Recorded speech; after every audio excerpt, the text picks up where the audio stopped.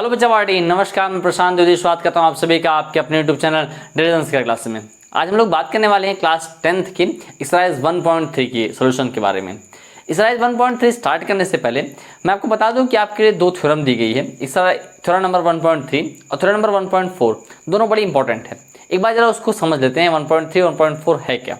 1.3 theorem आपको दी गई है, वो कहता है कि if p is a real number and p divides a square, अगर p किसी a स्क्वायर को डिवाइड करता है, कोई a स्क्वायर नंबर दिया गया है उसे डिवाइड करता है, सो p divides a, so p जो होगा वो a को भी डिवाइड करेगा। इस बात को ध्यान रखिएगा। जैसे अगर कोई नंबर दिया गया है किसी दूसरे नंबर के स्क्वायर को डिवाइड करता है तो वो दूसरे नंबर को भी डिवाइड करेगा। मतलब अगर p डिवाइड्स a स्क्वायर है सो p डिवाइड्स a भी होगा। एक्सरसाइज 1.3 में आपको इस थ्योरम का काम बहुत लगने वाला है, ठीक है। अब और एक बात, जैसे आपसे थ्योरम कहा गया है थ्योरम 1.4, थ्योरम 1.4 है कि prove that √2 is a irrational, या ऐसा कहा गया है कि √2 इज इरेशनल। तो पहले हम समझ लेते हैं कि √2 इरेशनल कैसे है, उसके बाद ही हम एक्सरसाइज 1.3 की तरफ आगे बढ़ेंगे। क्योंकि जो कॉन्सेप्ट आपका थ्योरम 1.4 प्रूफ करने में लग रहा है, यानी √2 को इरेशनल, वही सेम कॉन्सेप्ट आपको इस चैप्टर में यूज होने वाला है √5 को इरेशनल प्रूफ करने के लिए। तो एक बार √2 को इरेशनल प्रूफ करना बहुत जरूरी है। चलिए स्टार्ट करते हैं।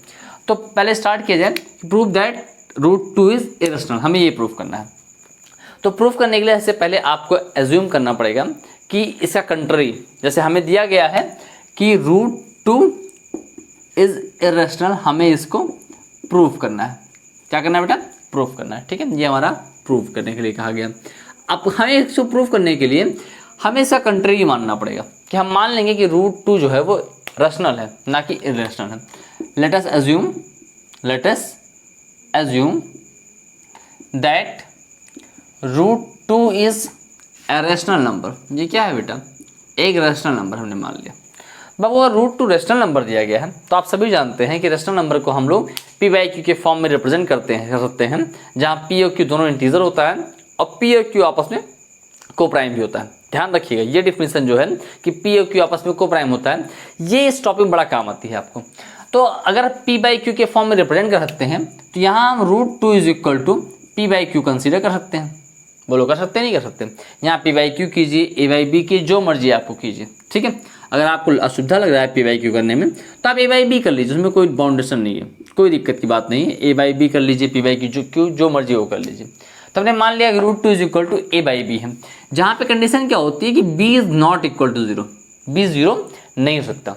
यही तो होता है रैशनल नंबर का फॉर्मूला या डेफिनेशन बताई गई है कि the number which can represent the form of p/q where q is not equal to 0 and p and q both are integer and coprime. दोनों इंटीजर होनी चाहिए और आपस में कोप्राइम होना चाहिए।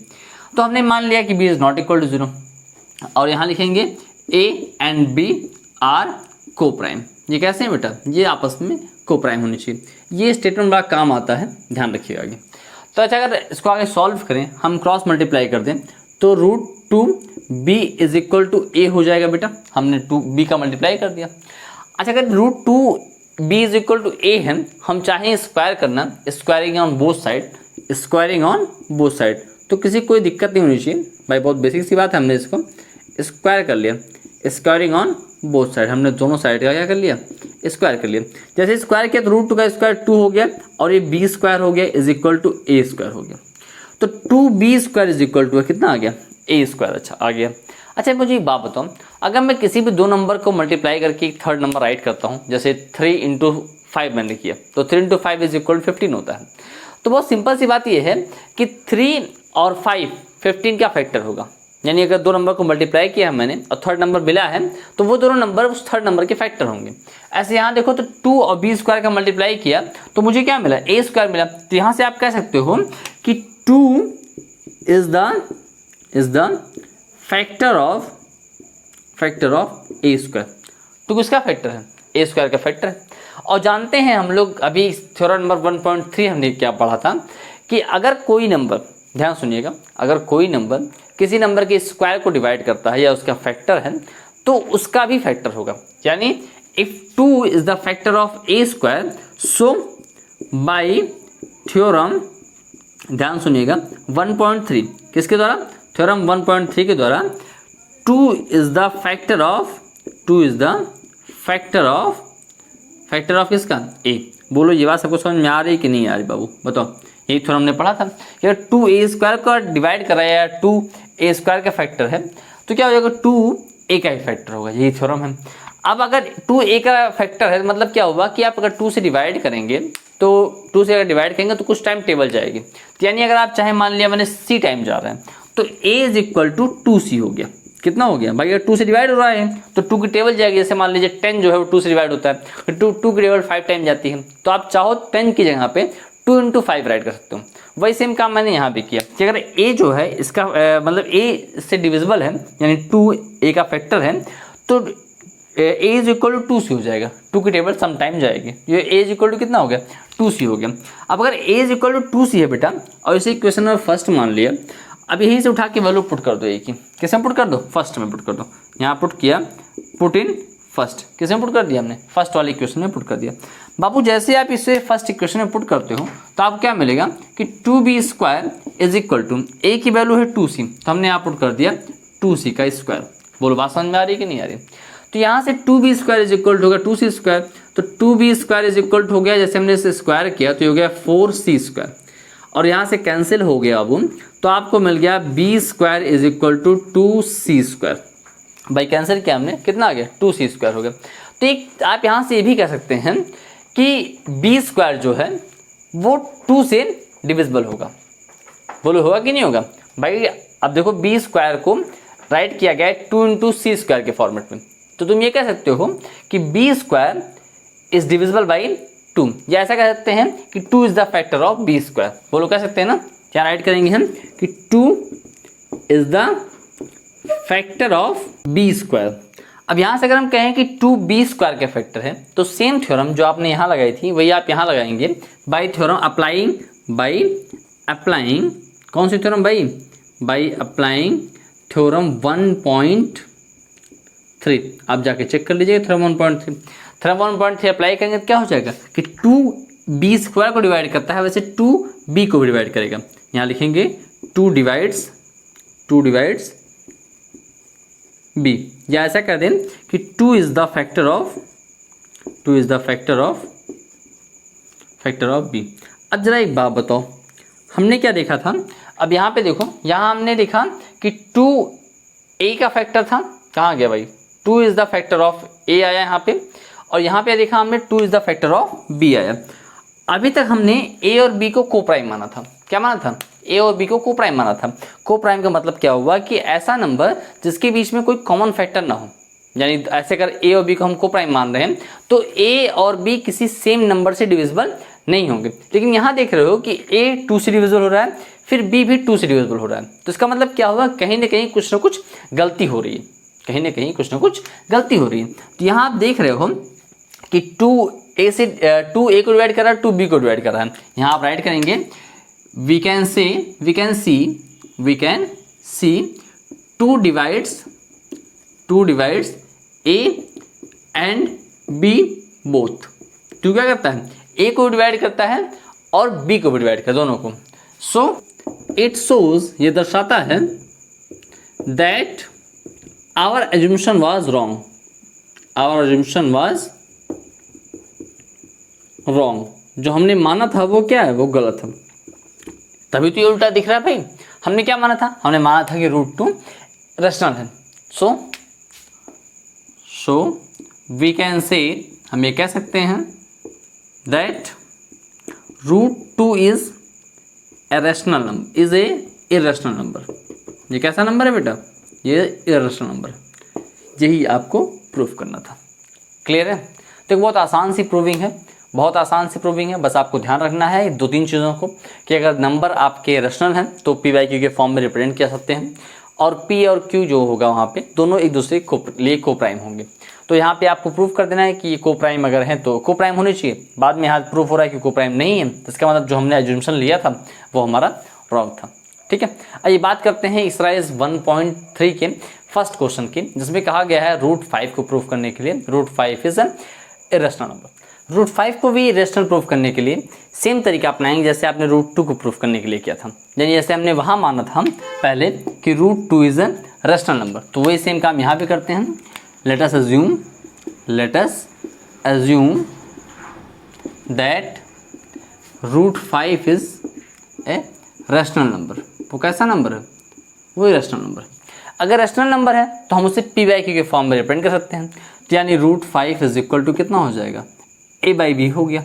बोलो हुआ कि नहीं? वो पी बाई क्यू के फॉर्म में रिप्रेजेंट करते हैं, हमने इसको कर दिया root 5 is equal to A by B. अब अगर ए बाई बी हो रहा है तो क्रॉस मल्टीप्लाई कीजिए। जैसे क्रॉस मल्टीप्लाई करेंगे तो root 5 B is equal to हो गया ए, और स्क्वायरिंग ऑन फिर बोथ साइड, दोनों साइड का स्क्वायरिंग करेंगे। क्या कर देंगे? स्क्वायरिंग ऑन बोथ साइड, दोनों साइड का स्क्वायर कर दिया जाए। जैसे स्क्वायर करेंगे तो रूट 5 का स्क्वायर 5 हो गया, और ये B square is equal to A square हो गया। तो जैसे हमने वहाँ पे कहा था कि 5 और बी स्क्वायर का मल्टीप्लाई हो रहा है तो हमें ए स्क्वायर मिल रहा है, मतलब 5 जो है वो ए स्क्वायर का फैक्टर है या डिवाइड करता है। तो आप यहाँ लिखेंगे 5 डिवाइड्स ए स्क्वायर। 5 क्या करता है? ए स्क्वायर डिवाइड करता है। तो बाई द थ्योरम ऑफ 1.3 के थ्योरम के अनुसार कि अगर 5 ए स्क्वायर को डिवाइड करता है तो मतलब 5 ए को डिवाइड करेगा। सो 5 डिवाइड्स ए, 5 किसको डिवाइड करेगा? ए को डिवाइड करेगा। किसके द्वारा? By theorem 1.3। ये चीज़ राइट जरूर कीजिए कैसे, ठीक है। तो 5 जो है वो ए को भी डिवाइड करता है। तो भैया अगर 5 ए को डिवाइड करता है, ऐसे मैंने उनसे कहा कि अगर 2 10 को डिवाइड करता है या 20 को डिवाइड करता है तो 2 की टेबल 10 टाइम जाएगी तब 20 मिलेगा, यानी 20 की जहाँ पे तुम 2 × 10 कर सकते हो। तो वैसे सेम अगर 5 डिवाइड करता है ए को तो तुम ए की जगह पे 5 × c कर दो, m कर दो, n कर दो। तो हमने 5c कर दिया। क्या कर दिया? 5c कर दिया। अच्छा, इसे क्वेश्चन नंबर फर्स्ट मान लो। अब देखो फर्स्ट मानने से फ़ायदा क्या होगा कि a is equal to 5c जो वैल्यू है ये सी पुट करनी है। किसे पुट करना है? Put in first. हमने पहले वाले इक्वेशन में पुट कर दिया। जैसे अब हमने पहले वाले इक्वेशन में पुट किया तो आपको क्या मिल जाएगा? आपको मिलेगा 5b square is equal to A square की वैल्यू हो गई 5c, तो हमने यहाँ 5c का स्क्वायर कर दिया। तो 5b square is equal to हो गया 25c स्क्वायर, और 5 से कैंसिल करेंगे तो b square is equal to 5c square होगा। बोलो हुआ कि नहीं होगा? तो b square is equal to 5c square हो गया। इसका मतलब क्या हुआ कि b स्क्वायर को तुमने राइट किया है 5 × c स्क्वायर के फॉर्मेट में। तो मतलब 5 और c स्क्वायर का मल्टीप्लाई हो रहा है तब b स्क्वायर मिल रहा है। तो इससे तुम ये कह सकते हो कि 5 b स्क्वायर को डिवाइड करता है। 5 डिवाइड्स b स्क्वायर। किसको डिवाइड करता है? b स्क्वायर को। तो वही सेम काम जैसे आपने यहाँ लिखा था कि बाई द अप्लाइंग थ्योरम 1.3 को अप्लाई करके अगर 5b स्क्वायर को डिवाइड करता है तो 5b को भी डिवाइड करेगा। सो 5 डिवाइड्स b। 5 क्या करेगा? 5b को डिवाइड करेगा। अब ध्यान से देखो, यहाँ पे तुमने देखा कि 5 डिवाइड्स a और यहाँ पे तुमने देखा 5 divides a and 5 divides b। तो देख रहे हो कि 5 जो है वो a और b दोनों को डिवाइड कर रहा है। और हमने इसको माना था कि रूट 5 रैशनल नंबर है तो a बाई b के फॉर्मेट में था, जहाँ a और b कैसे थे? a एंड b आर को प्राइम। कैसे थे बेटा? को प्राइम। वहाँ हमने राइट नहीं किया स्टार्टिंग में। कैसे थे? को प्राइम थे। तो को प्राइम मतलब क्या होगा? उनके बीच में कोई कॉमन फैक्टर नहीं होगा। तो अब यहाँ क्या देख रहे हो? यहाँ लिखोगे वी कैन से दैट, हम क्या सकते हैं, क्या कह सकते हैं? वी, या आप ऐसे लिखो कि 5 divides a and b both. 5 a को डिवाइड करता है और 5 b को डिवाइड करता है। So a and b are not coprime number. क्या आता है? ये को प्राइम नंबर नहीं है भाई a और b। भाई हमने यहाँ पे को प्राइम माना था लेकिन को प्राइम नहीं है। यहाँ लिखोगे इट कंट्राडिक्ट्स आवर एज्यूम्पशन। यह करता है जो हमने एज्यूम्पशन माना था उसको कंट्राडिक्ट कर रहा है। क्या कर रहा है? कंट्राडिक्ट कर रहा है, उसका विरोध कर रहा है। तो कंट्राडिक्ट कर रहा है इसका मतलब क्या होगा कि हमारा एज्यूम्पशन रॉन्ग था। So our assumption was wrong. हमारा जो एज्यूम्पशन था क्या था? वो रॉन्ग था। इट मीन्स हम राइट कर सकते हैं कि रूट 5 इज इरेशनल नंबर। बस यही आपको प्रूव करना था। जो एकदम आसान सी प्रूविंग है, कुछ नहीं करना भाई, बस आपको ये ध्यान रखना है कि किसी भी इरेशनल नंबर को हम लोग पी बाई क्यू के फॉर्मेट में नहीं कर सकते, या और रेशनल नंबर को हम लोग पी बाई क्यू के फॉर्मेट में कर सकते हैं जहाँ पी और क्यू दोनों एक दूसरे के लिए को प्राइम होंगे। ठीक है, आई थिंक आपको अच्छे से क्लियर हो गया। अब बात करते हैं इस एक्सरसाइज 1.3 के क्वेश्चन नंबर सेकंड की। सेकंड क्वेश्चन कह रहा है prove that the 3 + 2√5 is irrational. जैसे अभी तक हमने √5 को इरेशनल प्रूफ किया, √2 को इरेशनल प्रूफ किया, वैसे ही सेम इसको भी करना है, बट यहाँ पे आपको सहारा लेना है √5 का कि वो पहले से इरेशनल है। हमने प्रूफ कर दिया, यानी वो हमारे लिए नियम हो चुका है। तो चलिए पहले मानते हैं इसको कि ये एक रैशनल है, उसको इरेशनल प्रूफ करना है। यहाँ मान लिया let 3 + 2√5 is a rational number. क्या मान लिया हमने? रैशनल मान लिया। तो भाई अगर रैशनल है तो इसको हम राइट कर पाएंगे 3 + 2√5 को a/b के फॉर्म में, वो राइट कर लिया ना। जैसे हमने इसको a/b के फॉर्म में राइट किया, अब ध्यान से देखो, अगर हम 3 को उस तरफ भेजें, 3 को हम उस तरफ भेजें तो हो जाएगा 2√5 इज इक्वल टू a/b - 3 हो गया। बोलो हुआ कि नहीं हुआ? और सिंप्लीफाई करेंगे तो 2√5 is equal to a - b का मल्टीप्लाई इससे हो जाएगा तो 3b हो जाएगा, अपॉन b हो गया। यानी √5 is equal to a - 3b upon 2 का मल्टीप्लाई 20 हो जाएगा तो हो जाएगा 2b। तो आप ध्यान से देखो तो √5 इज इक्वल टू कितना आ गया? a - 3b अपॉन 2b आ गया। अच्छा एक बात बताओ, a और b जो क्या थे? दोनों इंटीजर थे, हमने इसको फ्रैक्शन फॉर्म में किया था। तो अगर देखो तो इंटीजर -3 × इंटीजर अपॉन 2 × इंटीजर, यानी सब के सब इंटीजर हैं, सब के सब क्या है? इंटीजर है। तो भाई अगर आप इसको ऐसे समझिए कि अगर आप इंटीजर माइनस इंटीजर करते हैं, माइनस इंटीजर अपॉन में इंटीजर ले रहे हैं, सब कुछ इंटीजर है, तो जो आपको वैल्यू मिलेगी वो कैसे मिलेगी? वो आपकी रैशनल नंबर मिलेगी। कैसे मिलेगी? रैशनल मिलेगी। यानी जो आपको a - 3b अपॉन 2b दिया गया है, ये एक रैशनल नंबर है। तो अगर हम चाहें तो इसकी जहाँ कर सकते हैं, it is a rational number. बोलो कर सकते हैं? नहीं कर सकते। अब जरा ध्यान से देखो, √5 किसके बराबर आ गया? √5 आ गया रैशनल के बराबर। लेकिन अभी हम लोगों ने प्रूफ किया था थोड़ी देर पहले, √5 को इरेशनल। क्या प्रूफ किया था? √5 को इरेशनल प्रूफ किया था। तो मतलब कहीं ना कहीं कुछ ना कुछ गड़बड़ हो रहा है। गड़बड़ कैसे हो रहा है? यहाँ लिखेंगे वी नो दैट। क्या लिखेंगे बेटा?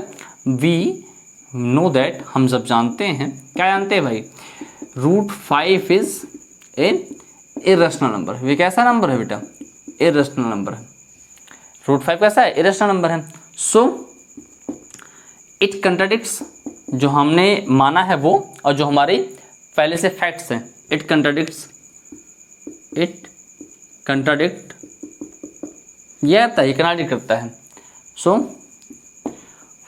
Our assumption was wrong. जो हमने एज्यूम किया था वो गलत था। So our assumption was wrong. जो हमने माना था बेटा वो क्या था? वो गलत था। किसके बारे में? ये 3 + 2√5 मामले लिख दीजिएगा, about 3 + 2√5। So 3 + 2√5 is irrational number. ये कैसा नंबर हो गया बेटा? इरेशनल नंबर हो गया। बस इतना सा आपको प्रूफ करना था। भाई दो चीज़ें तो हो नहीं सकती। √5 हम जब जानते हैं कि वो रैशनल इरेशनल है, लेकिन यहाँ पे देखो ये रैशनल प्रूफ हो गया। तो भाई सेम नंबर दो बार, एक बार रैशनल एक बार इरेशनल तो हो नहीं सकता। ठीक है, यानी जो हमारा एज्यूम्पशन था वो गलत था। क्लियर? 3 + 2√5 is irrational number. अब बात करते हैं इसके क्वेश्चन नंबर 3 की। क्वेश्चन नंबर 3 कहता है prove that the following are irrational. आपको प्रूव करना है कि ये सब के सब इरेशनल है।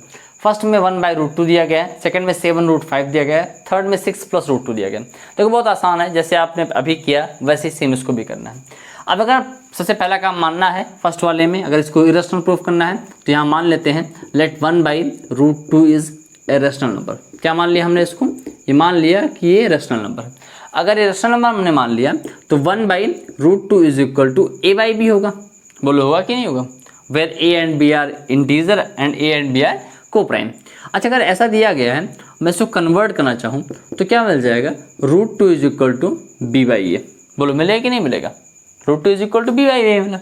अब यहाँ से होगा, देखो b and a are integer, दोनों कैसे हैं बेटा? दोनों इंटीजर हैं।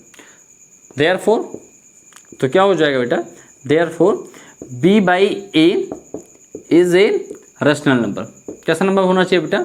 ये एक रैशनल नंबर होना चाहिए। तो अगर b/a रैशनल नंबर है, implies root two is rational number. Root two कैसा हो गया बेटा, ये एक रैशनल नंबर हो गया। और अगर रूट टू रैशनल हो गया तो क्या हो रहा है कि जो हमने मान रखा, जो हमने पढ़ रखा है पहले से, उससे कंट्राडिक्ट कर रहा है। यहाँ लिखेंगे it contradict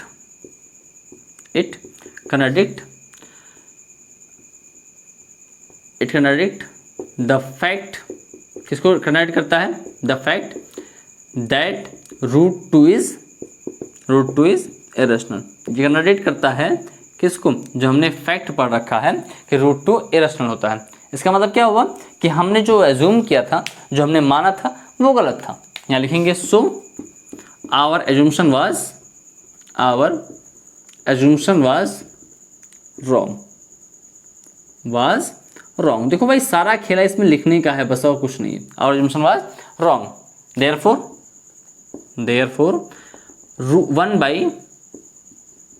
1 by root two is a irrational number. ये कैसा नंबर हो जाएगा बेटा, ये एक इरेशनल नंबर हो जाएगा। क्लियर है? तो बहुत आसान सा टॉपिक था, ये आपका हो गया इरेशनल प्रूफ। अब बात करते हैं इसी के सेकंड टॉपिक पे, यानी 7√5 की। 7√5 को आपको इरेशनल प्रूफ करना है। वही काम जो अभी तक आप करते आए हैं। Let 7√5 is a rational number. हमने क्या मान लिया बेटा, इसको मान लिया कि ये रैशनल नंबर है। अगर रैशनल नंबर है तो 7√5 इज इक्वल टू हो जाएगा a/b। बोलो हुआ, तो √5 इज इक्वल टू हो जाएगा a/, ये 7 चलाएगा नीचे, ये हो गया 7b। अब √5 इज इक्वल टू a/7b हो गया। यहाँ पे जहाँ पे a और b ये कैसे हैं, आर इंटीजर। कैसे हैं बेटा, इंटीजर हैं। तो अगर a और b इंटीजर हैं, सो a/7b is a rational number. भाई अगर हम रेशियो निकालेंगे तो कैसा आएगा, वो दोनों आएंगे रैशनल नंबर आएंगे। अब अगर वो दोनों रैशनल नंबर आ रहे हैं तो हम लिख सकते हैं therefore √5 is a rational number. √5 कैसा हो जाएगा बेटा, ये एक रैशनल नंबर हो जाएगा। अब √5 रैशनल नंबर हो गया तो ये कंट्राडिक्ट कर रहा है, किसे कंट्राडिक्ट कर रहा है, उस फैक्ट को कि √5 इरेशनल होता है। यहाँ लिखेंगे it contradict that √2 is a irrational number, sorry √5 is a irrational number. क्योंकि अभी हम लोगों ने थोड़ी देर पहले प्रूफ किया था कि √5 कैसा होता है, इरेशनल नंबर होता है, और इसी बात को ये कंट्राडिक्ट कर रहा है। Therefore our assumption was wrong, कि जो हमने मान रखा था वो गलत है। वो क्या है वो गलत है। आवर एज्यूम्पशन वाज रॉन्ग, जो हमने माना है वो गलत है। सो 7√5 इज ए इरेशनल नंबर। कैसा नंबर हो गया बेटा, ये इरेशनल नंबर हो गया। क्लियर है बेटा, बात समझ में आ रही है? अब बात करते हैं इसके थर्ड और लास्ट क्वेश्चन की, जिसमें आपको दिया गया 6 + √2। देखो इसमें भी सेम वही काम करना है जो अभी तक आप करते हैं, इसके अलावा कुछ भी नहीं करना। बहुत आसान से वो भी है, सारे टर्म सारे वर्डिंग्स आपको यही लिखने हैं जो अभी तक आपने लिखे हैं, इसके अलावा और कुछ भी आपको नया नहीं लिखना। ठीक है, देखो बहुत ही आसान सा ये भी। अच्छा, आप लोग को समझ में आ रहा है ना अच्छे से? तो सारा मोटिव ये है कि आपको समझ में आना चाहिए, अच्छे से समझ में आए, इसके अलावा और कोई मोटिव नहीं है। समझ में नहीं आएगा तो मज़ा नहीं आएगा। आपको प्रूफ करना है 6 + √2 को इरेशनल। तो कैसे प्रूफ करेंगे, देखो यहाँ मान लेते हैं let 6 + √2 is a rational number. हमने मान लिया कि ये एक रैशनल नंबर है। जैसे हमने इसको रैशनल नंबर माना तो 6 + √2 इज इक्वल टू a/b हो गया। बोलो हुआ? तो यहाँ से √2 इज इक्वल टू a/b -6 हो गया, बाई 6 उस तरफ ट्रांसफर हुआ। तो √2 is equal to a - 6b/b हो गया। ठीक, a - 6b/b हो गया। अब वही सेम लाइन यहाँ लिखेंगे जो अभी थोड़ी देर पहले आपने लिखा था कि a and b are integer. ये क्या है, ये इंटीजर है। So a - 6b/b is a rational number. ये क्या है, ये रैशनल नंबर है। भाई जब सबके सब इंटीजर हैं, इंटीजर में से इंटीजर माइनस करोगे और इंटीजर से डिवाइड करोगे तो जो तुम्हें मिलेगा वो रैशनल नंबर मिलेगा। तो यहाँ से आप कह सकते हो कि therefore √2 is a rational number. जी कैसा हो जाएगा, रैशनल नंबर हो जाएगा। अब अगर रूट 2 को ये रेशनल बता रहा है तो यहाँ लिखेंगे it contradict the fact that root 2 is irrational. ये इसको कंट्राडिक्ट करता है कि रूट 2 इरेशनल है। भाई हमने ये अभी यहाँ देखा कि रूट 2 रेशनल के बराबर आ रहा है और हमने शुरू से पढ़ रखा है कि रूट 2 इरेशनल होता है। तो ये दोनों फैक्ट एक दूसरे को कंट्राडिक्ट कर रहे हैं। तो कंट्राडिक्ट कर रहे हैं तो इसका मतलब क्या हुआ कि आवर एज्यूम्पशन वाज रॉन्ग। जो हमने मान रखा है वो गलत है। Our assumption was wrong. So 6 + √2 is a irrational number. बस यही इतनी इस चैप्टर की कहानी है। ठीक है, आई थिंक आपको चीज़ें बहुत अच्छे से क्लियर हो गई होंगी। इसमें शायद 3 ही क्वेश्चन दिए गए थे, इसके अलावा कोई क्वेश्चन नहीं है। तो आज की वीडियो में एक्सरसाइज 1.3 खत्म होता है। ठीक है, तो हमारी आपकी मुलाकात अगली वीडियो में होगी। तब तक के लिए अपना ख्याल रखिएगा। अगर वीडियो अच्छी लग रही है तो लाइक शेयर सब्सक्राइब कीजिए और स्पेशली उन तक जरूर पहुँचाइए जिन्हें इनकी ज़रूरत है। Thanks for watching.